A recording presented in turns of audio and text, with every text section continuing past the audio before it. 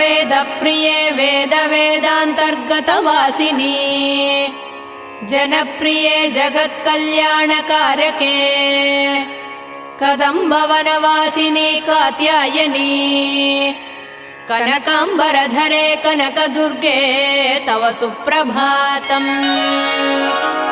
कल्पवृक्षे महाकल्पादिकालनिर्णये मातः मधुसूदनादिमहादेव विनुते मन्दाकिनी सलिलसेवितपदे मन्दस्मिते कनकाम्बरधरे कनकदुर्गे तव सुप्रभातम्।